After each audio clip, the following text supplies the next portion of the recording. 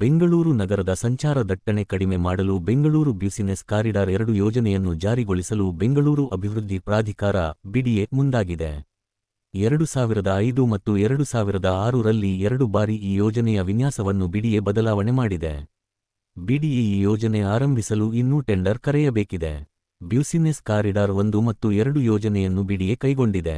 ಮೊದಲ ಯೋಜನೆ ವ್ಯಾಪ್ತಿ 73 ಕಿಲೋಮೀಟರ್ ಮತ್ತು ಎರಡನೇ ಯೋಜನೆ 52 ಕಿಲೋಮೀಟರ್ ಆಗಿದೆ. ಆದರೆ ಬಿಬಿಸಿ 2 ಯೋಜನೆಗೆ ಭೂಸ್ವಾಧೀನವೇ ದೊಡ್ಡ ಸವಾಲಾಗಿದೆ. ಯೋಜನೆ ಆರಂಭಕ್ಕೂ ಮುನ್ನ ಆಸ್ತಿ ಮಾಲೀಕರ ಮನವೊಲಿಸಬೇಕಿದೆ. ಎಲ್ಲಿಗೆ ಸಂಪರ್ಕ ಕಲ್ಪಿಸಲಿದೆ? ಬಿಬಿಸಿ 2 ಯೋಜನೆಗೆ 1400 ಎಕರೆ ಭೂಮಿ ಬೇಕು ಎಂದು ಅಂದಾಜಿಸಲಾಗಿದೆ. ಇದರ ಪೈಕಿ 250 ಎಕರೆ ಭೂಮಿಯನ್ನು ಸ್ವಾಧೀನಪಡಿಸಿಕೊಳ್ಳಲು ವಿರೋಧ ಎದುರಾಗಿದೆ. ಈ ಯೋಜನೆ ಹೊಸೂರು ರಸ್ತೆ, ತುಮಕೂರು ರಸ್ತೆ, ಬನ್ನೇರುಘಟ್ಟ ರಸ್ತೆ, ಕನಕಪುರ ರಸ್ತೆ, ಮೈಸೂರು ರಸ್ತೆ, ಮಾಗಡಿ ರಸ್ತೆ ಮೂಲಕ ಸಂಪರ್ಕಿಸುತ್ತದೆ.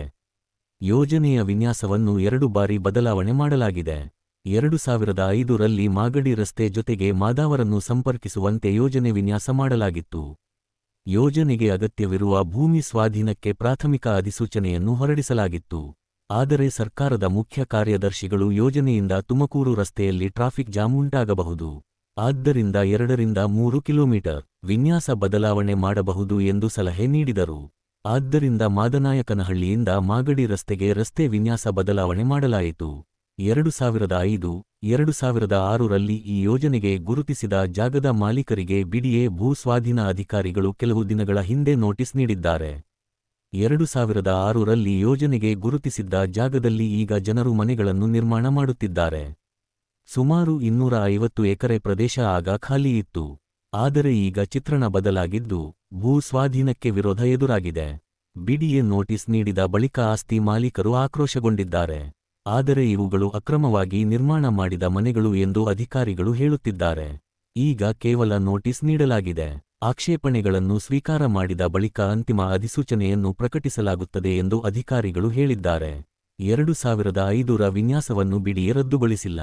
2006 ರ ಪರಿಷ್ಕೃತ ವಿನ್ಯಾಸದ ಜೊತೆ ಸೇರಿಸಿ ಯೋಜನೆ ಜಾರಿಗೊಳಿಸಲಾಗುತ್ತದೆ. ಆದ್ದರಿಂದ 2 ವರ್ಷದ ವಿನ್ಯಾಸದ ವ್ಯಾಪ್ತಿಗೆ ಒಳಪಡುವ ಆಸ್ತಿ ಮಾಲೀಕರಿಗೆ ನೋಟಿಸ್ ನೀಡಲಾಗಿದೆ ಎಂದು ಬಿಡಿಎ ಹೇಳಿದೆ. ಬಿಬಿಸಿ 2, ಬಿಬಿಸಿ 1 ಯೋಜನೆಗೆ ಇನ್ನೂ ಸಹ ಬಿಡಿಎ ಟೆಂಡರ್ ಕರೆದಿಲ್ಲ.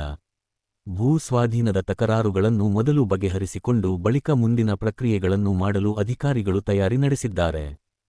ಈ ವಿಡಿಯೋ ನೋಡಿದ್ದಕ್ಕೆ ಧನ್ಯವಾದಗಳು ಸ್ನೇಹಿತರೆ. ನನ್ನ ಯೂಟ್ಯೂಬ್ ಚಾನೆಲ್ ಅನ್ನು ಸಬ್ಸ್ಕ್ರೈಬ್ ಮಾಡಿ. ವಿಭಿನ್ನ ವಿಷಯಗಳು